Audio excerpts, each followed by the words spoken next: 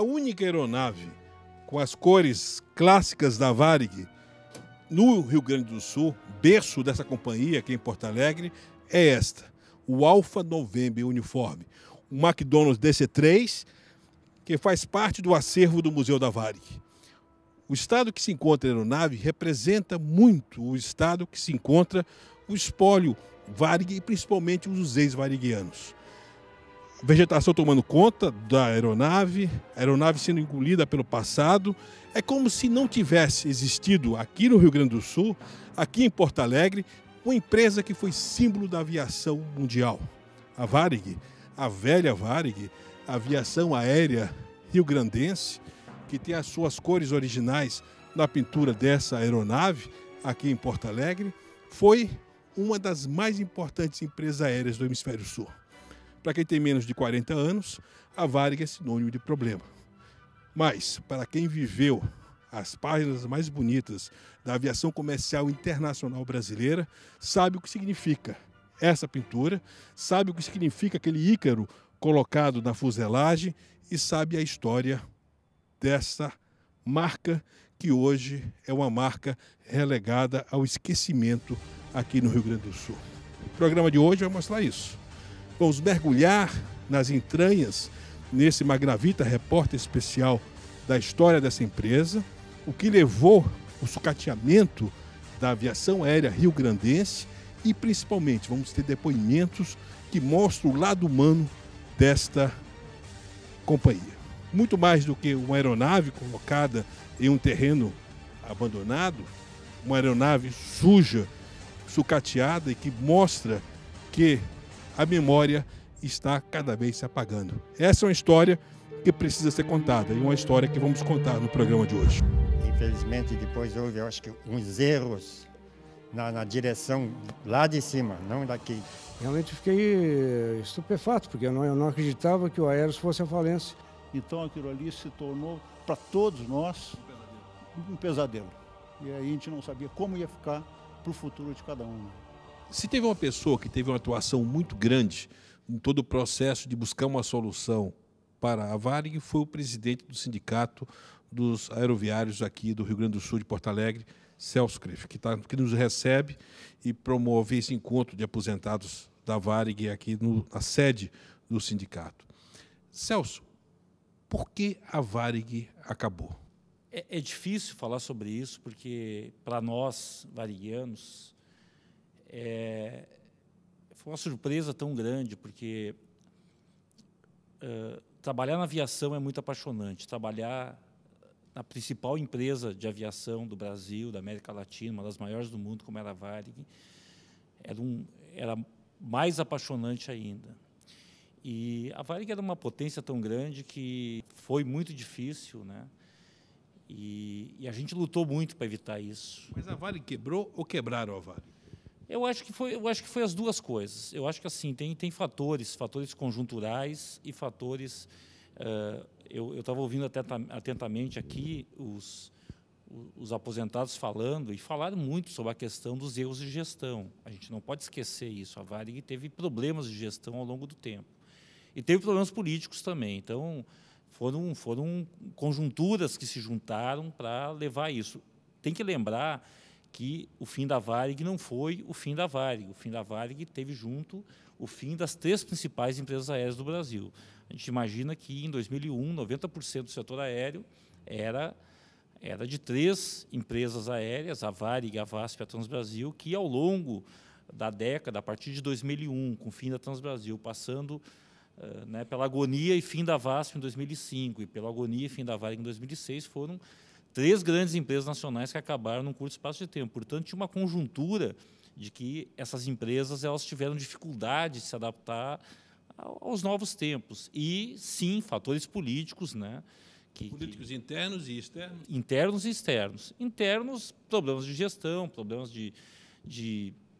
é difícil falar sobre isso, né? Mas problemas de gestão, de desvios internos que tiveram dentro da empresa, que levaram ela a ter dificuldade financeira. O estopim da demissão do Fernando Pinto e daquela turma de diretores ocorreu porque eles se negaram a fazer um negócio com os Folegatti, com a BRA, e aquilo dali foi o motivo que levou o então presidente do Conselho, Yutaka Imagawa, a demitir o Fernando Pinto. Você acha que, nesse momento, onde interesses externos são visivelmente superiores aos interesses internos da Varig, assinala o princípio do fim? Sim, sim, sem dúvida nenhuma. Né? Hoje o Fernando Pinto, sem dúvida nenhuma, continua sendo um dos maiores empresários do setor aéreo. Está há 10 anos na TAP e hoje a TAP passa por um problema que é um problema de Portugal, não é um problema da TAP. A verdade é que, nesses 10 anos, o Fernando Pinto, na TAP, transformou a TAP numa das maiores empresas do mundo. Hoje se fala na questão da privatização, não por problemas da empresa, mas problemas do país. Né? Isso é um problema conjuntural de Portugal. E sim, sem dúvida, eu acho que foi o começo do fim, sim. A preocupação da Fundação em salvar a sua participação era maior do que a preocupação da Fundação em salvar a Varig? Era. A gente, nessa luta para salvar a Varig, a gente passou por alguns momentos que tinha que se sacrificar alguns egos, que tinha que se sacrificar um modelo, né, para salvar empresas, os empregos e salvar aquelas vidas que estavam ali. A gente passou por alguns momentos que a gente esteve muito perto de uma solução e as pessoas chegavam e diziam, não, eu não abro mão do meu cargo, eu não abro mão da minha posição e no fim levou isso, a gente que acompanhou aqueles momentos ali em 2005, 2006, a gente passou perto de algumas soluções que infelizmente acabaram não prosperando porque existia uma resistência interna, né, a sacrificar, é que nem eu falei, sacrificar alguns egos, algumas posições internas pela empresa e pelos empregos daqueles milhares de trabalhadores que estavam ali. Eu acho que o modelo da Fundação Rubem Berta sempre foi um modelo muito admirado por todos nós e tal, mas da crise que tinha que se fazer uma opção, né, de mercado, de salvar a empresa mesmo, né, e deixar um pouco essa questão da fundação de lado. E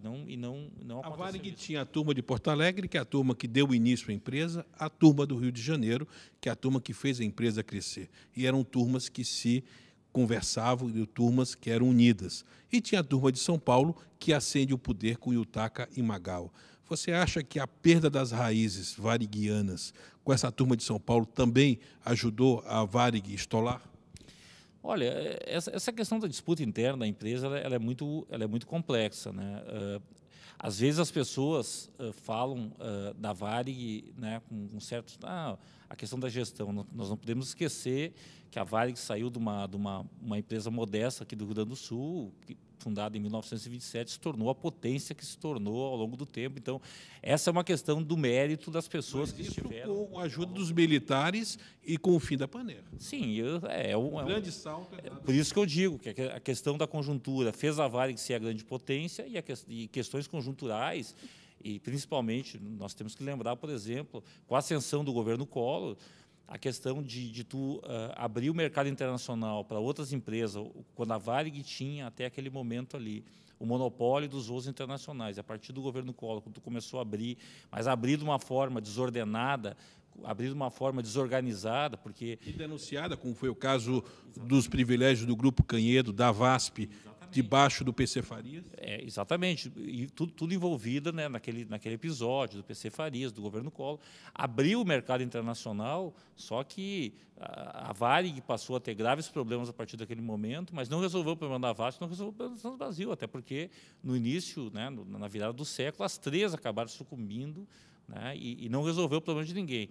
Então, a verdade é que, antes, nós tínhamos problema sério em relação a maneira como os governos, eu quero deixar isso muito claro, via o setor aéreo numa época anterior, e continuamos tendo sérios problemas porque os governos que vieram, né, e daí posso citar aqui Fernando Henrique, Lula e Dilma, nenhum deles está dando a atenção devida que o setor aéreo merece.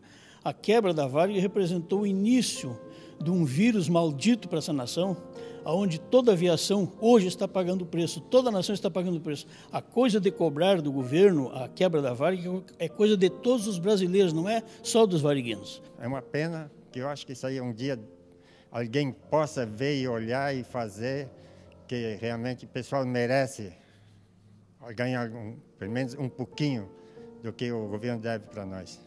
Esse foi o depoimento do Adolfo Petro, 38 anos de Varig, aqui para o nosso programa. Voltamos daqui a pouco.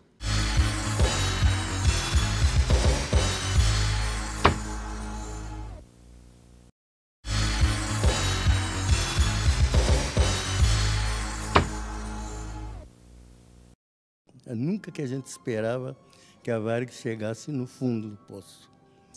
Por mais que a gente tenta guardar algum dinheirinho para essas emergências, não sobra. No final do governo Fernando Henrique, uma operação ia transformar o Ícaro em tucano na fuselagem da Varig, quando o ex-ministro da Casa Civil, Clóvis Carvalho e Mendonça de Barros, são indicados para o Conselho de Administração da empresa através de uma pane seca dado pelos credores federais. Naquele momento, a Varig cai nessa armadilha do PSDB. Se tivesse dado Serra, a Varig estaria viva, mas estaria com novos donos? É uma pergunta de cunho... E foi a primeira tentativa de golpe na Varig.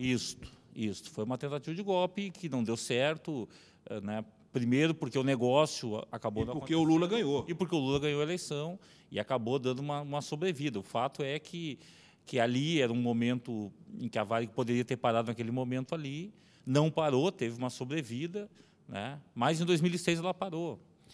A Varig, nesse momento, ela sai, só para resgatar aquele momento, ela sai do ninho tucano e cai na boca do jacaré, porque a grande denúncia que tem é que o esquema do Zé Disseu era para favorecer a TAM, o privilégio da TAM nesse processo, que a Varig, ao sair do esquema do Fernando Henrique com a derrota do Serra, troca 6 por meia dúzia, porque ela cai dentro de um esquema que era capitaneado pelo ex-chefe da Casa Civil, Zé Disseu, com a TAM. Você concorda com essa tese que corre dentro do mercado? Olha, é forte essa tese, é forte essa questão toda, né? A Varig ali, ela não parou em 2002, teve 4 anos aí de sobrevida, acabou parando em 2006, e teve aquela tentativa de fusão Varig e TAM, e ali, né, o que seria? Daí, depois do fim da Varig, a gente pensa, pô, será que esse negócio seria tão ruim quanto a gente pensava que fosse? Né? Porque os problemas da Varig, eles eram muito graves e eles foram se agravando ao longo desses anos aí até chegar no ponto que chegou em 2006.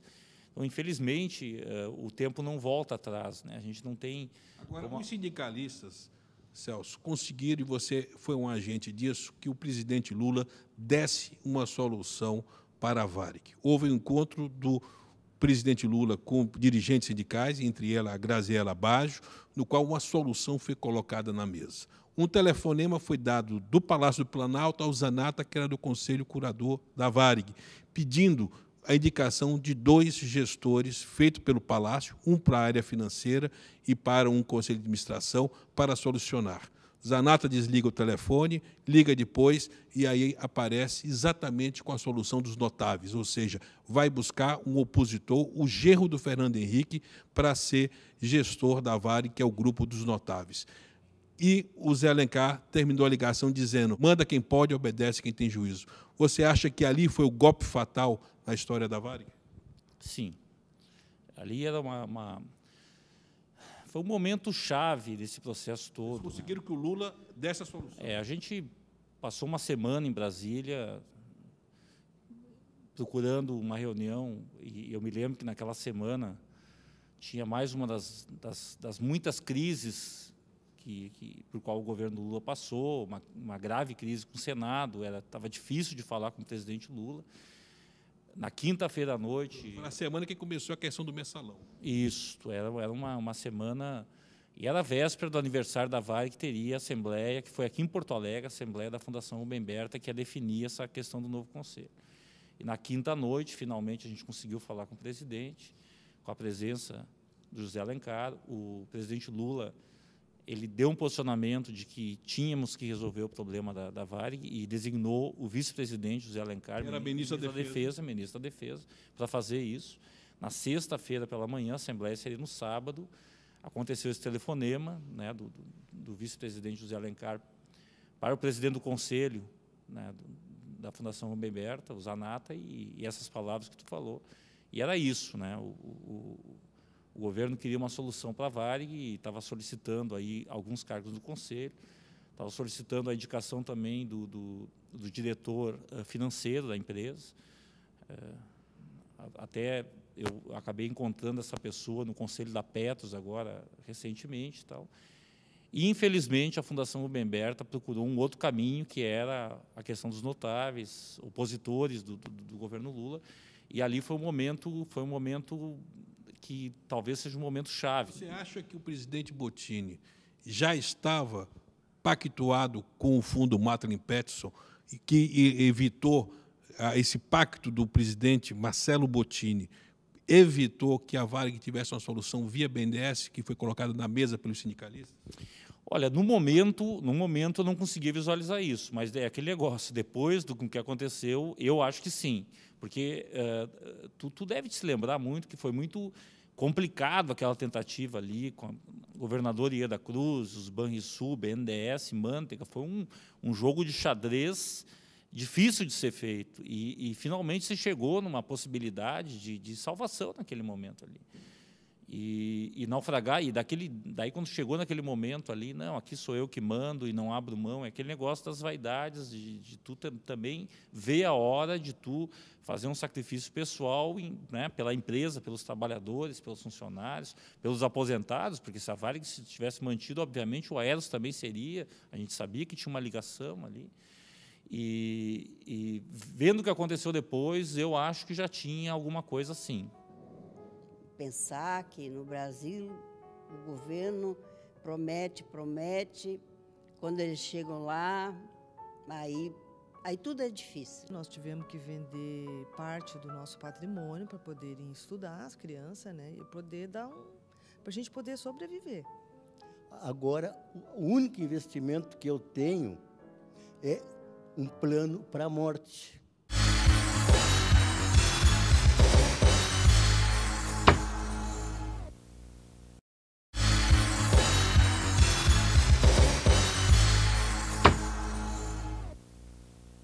Do Aeros, do que eu ganhava em 2006, hoje eu estou recebendo em torno de 10%. Do Aeros, eu poderia estar recebendo, no mínimo, R$1.000. Eu recebo R$96 do Aeros. O artejamento da Varig fez com que os ativos principais, extra a operação Varig, fossem vendidos com valores aviltados, com valores menores do que o mercado? Por exemplo, Varig Log, a VEM, que é Varig Engenharia e Manutenção, esses ativos foram entregues a preços aviltados? O preço foi muito baixo, mas a dívida também era muito grande, né, Cláudio? A questão toda do fatiamento da Varig levou àquela situação ali. Mais do que a VEM e mais do que a Varig Log, a Varig foi vendida a preços aviltados. Eu me lembro, e tu estava junto, né?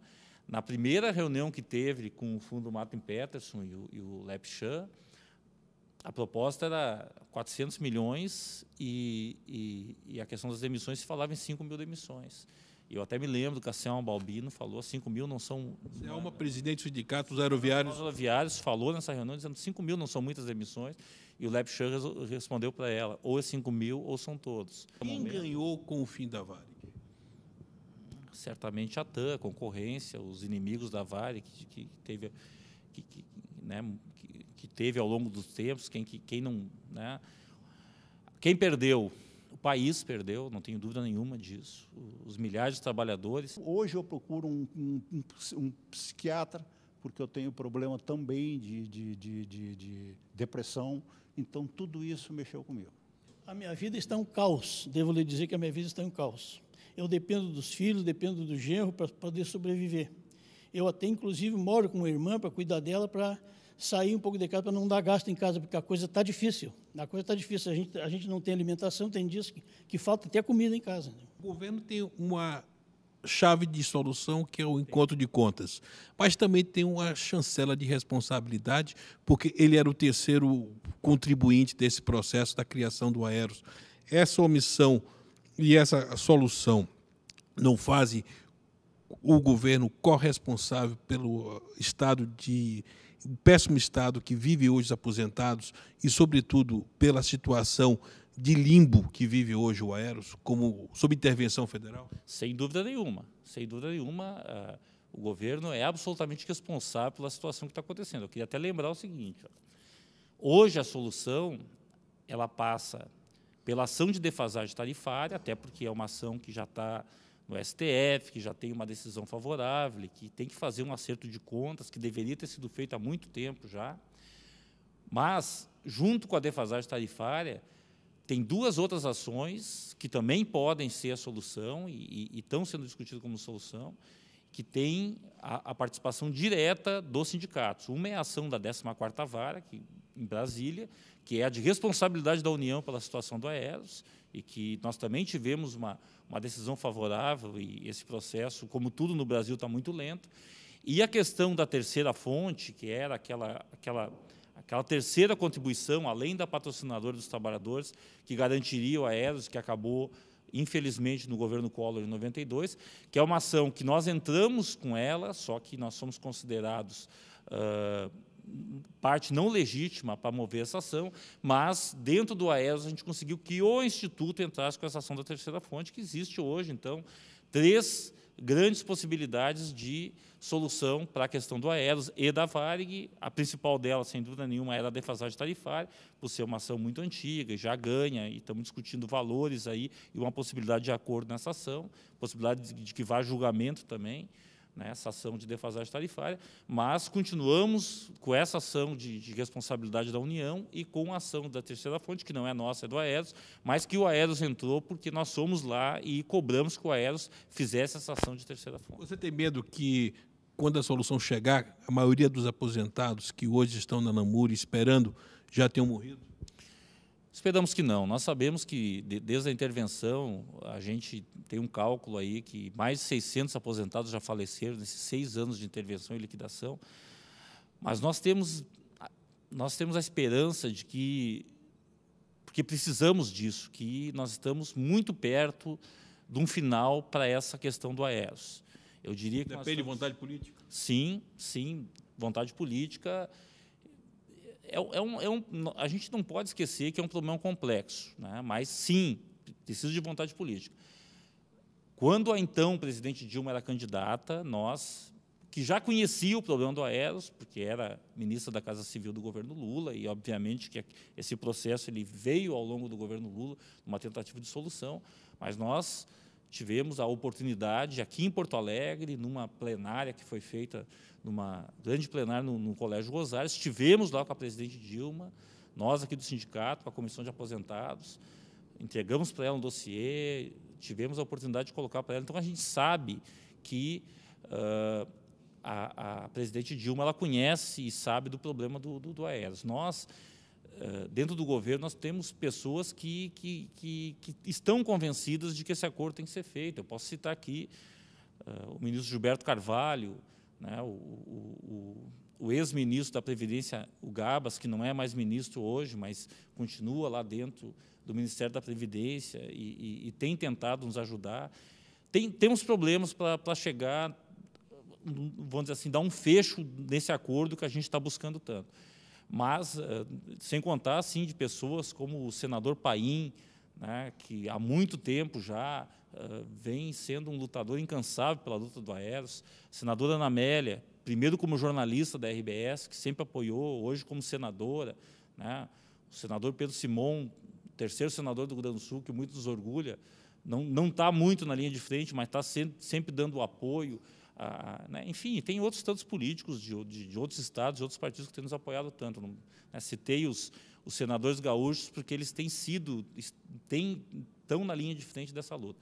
Nós temos expectativa de que a justiça seja feita, porque essa questão dos aposentados, dos ex-variguianos e tal, é, antes de tudo, uma questão de justiça. Né? Eles pagaram, eles colaboraram, né? Uma coisa tem que ficar muito clara, ninguém aqui está tentando buscar alguma coisa indevida, ninguém aqui está tentando tirar dinheiro da União que não é devido, não. Essas pessoas elas contribuíram durante anos e anos e anos e anos, e quando chegaram na hora, né, de desfrutar, pagaram para ter uma velhice tranquila e por essa questão toda não estão conseguindo. Então, nós estamos buscando uma solução e, como nós precisamos, né, também ser otimista, né, a gente acha que a solução está próxima. E para finalizar, você como dirigente sindical, nós tínhamos a Paner, o governo militar encerra a Paner, passa as operações de forma abrupta para a Varig paralisa, a TAM ocupa esse espaço no mercado internacional, ou seja, tivemos 3 empresas internacionais de bandeira. E agora nós entregamos a TAM aos chilenos. Você acha que o Brasil vai ser feliz com essa solução? Não. É que eu já tinha falado antes. Os vários governos, eu falo de há muito tempo, não conseguem ter a visão estratégica do que é ter um setor aéreo sob controle, não estatal, não tô defendendo a estatização, mas que tu tem empresas nacionais fortes, que representem, porque é estratégico. Nenhum país do mundo deixa e é mais, não é só a questão de que a TAM está sendo agora adquirida pela LAN e, enfim, vai ter uma empresa internacional como grande empresa nacional. É a questão da abertura dos céus. Nenhum país grande do mundo, com grande economia, permite que empresas estrangeiras façam voos dentro do país, como está se discutindo. Parou um pouquinho com a saída da Solange da ANAC, né? Deu uma parada nesse negócio, mas a discussão que se tinha dentro da ANAC, que não deveria fazer política, deveria cumprir o seu papel de fiscalizador e tal, mas, enfim, era a abertura dos céus. Felizmente, deu uma parada nessa conversa, mas falta uma política que defenda o setor aéreo no país como estratégico, como qualquer país que quer ser grande como o Brasil é e vai ser mais ainda. O que você espera do governo da presidenta Dilma com relação a isso? Eu espero que ela tivesse um pouquinho de boa vontade, né? E olhasse para o nosso caso mais específico, no caso, assim, né? Uma atenção mais direcionada numa solução. Nós contamos com a senhora para a senhora nos dar essa oportunidade de a gente continuar sobrevivendo um pouco mais e não ir morrendo como estamos morrendo. Eu, às vezes, até na hora da oração, eu fico pensando se vale a pena rezar por ela, pela saúde dela, pelas coisas dela. Só rezo porque realmente acho que todo mundo merece e sei que não é fácil a vida presidente de um país tão grande como é o Brasil. Eu acho que bastava ter um pouquinho mais de consideração com a nossa idade, o pessoal que pagou, que esperava que tivesse melhor na época, hoje, né? E eu acho que com ela poderia resolver isso aí.